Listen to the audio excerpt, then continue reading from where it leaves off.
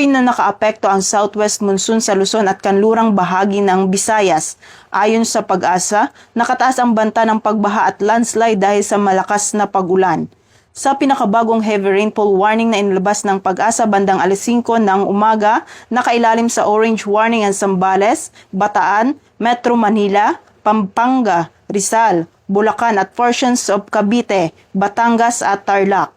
Habang nakataas naman sa yellow warning sa portions of Tarlac, Cavite, Batangas, Laguna, Nueva Ecija at Quezon. Kalat-kalat na pag-ulan at thunderstorms naman ang inaasahan sa Western Visayas at ilang bahagi ng Luzon.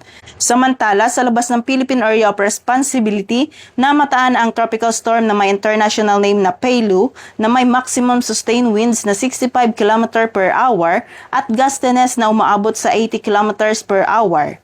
Pinapaalalahanan ng mga otoridad ang publiko na manatiling alerto lalo na sa mga lugar na mababa at landslide prone at patuloy na subaybayan ang mga abiso ng Pag-asa at mga lokal na otoridad. Ako po si Patrolwoman Dara Falogme, nagbabalita para sa Police News Network, alagad ng batas, tagataguyod ng balitang pulis, bagong PNP para sa bagong Pilipinas, serbisyong mabilis, tapat at nararamdaman.